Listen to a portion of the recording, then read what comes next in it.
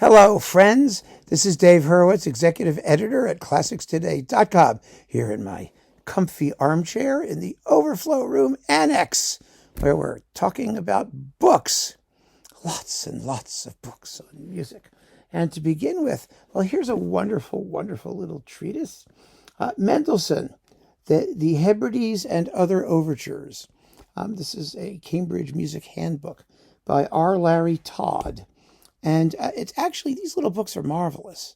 They really are, because they really talk to you about shorter, like this particular book, shorter works in great detail, and give you a really deeper appreciation of just how marvelous they are, especially Mendelssohn's, beautiful balance and elegance and precision and mastery of musical line and shape. It's all just terrific.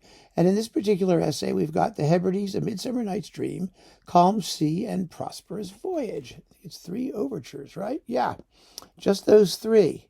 And it's a wonderful book. You've got the genesis of each of the 3, musical influences on each of the 3, formal considerations, and the overtures as program music. These are all essays that treat each of these pieces individually in pithy and elegant prose. I mean, our Larry Todd is, one of the preeminent Mendelssohn scholars of the present day. We also get some thoughts on Mendelssohn's orchestration and the influence and reception of the overtures.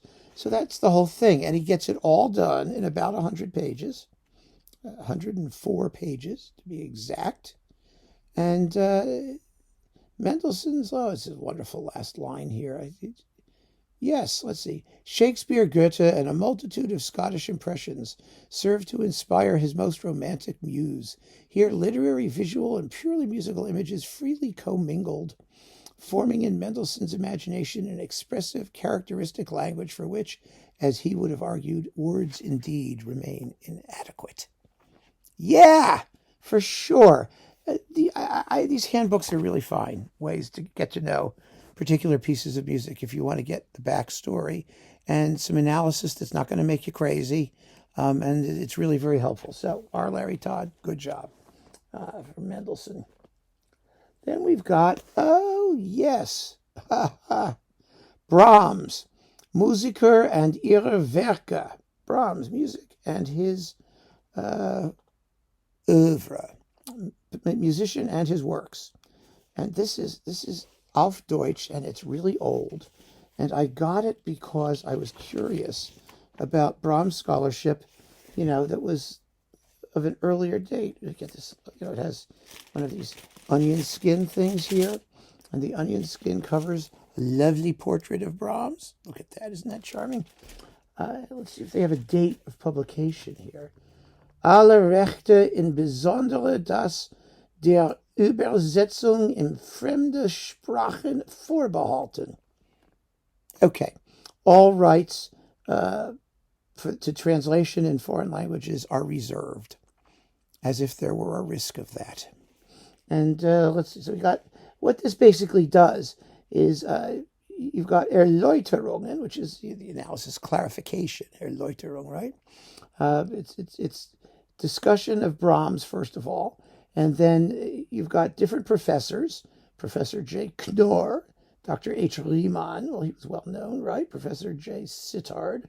They analyze all of Brahms' major works, or most of Brahms' major works, not a lot of Brahms' major works. Let's see, in the chamber music, you'll only get, the 2 sextets, the piano trio for clarinet, and cello and piano, and the clarinet quintet.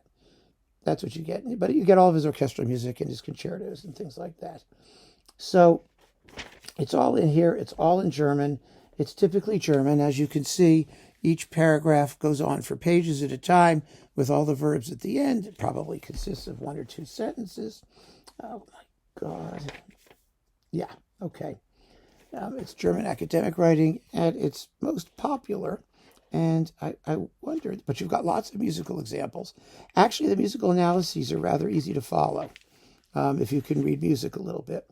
Is there a date on this sucker? I don't even think there's a date. I really don't. Let me just check and see. It's so interesting. Maybe not. It just has lots of paragraphs. It doesn't have dates. Dates were not actually put on a lot of books at this time, but it's old. Let's put it that way. Here's the introduction. Okay. Vocal work. Sometimes there's at the end of the introduction they'll give you a date. No, they won't. Why should they?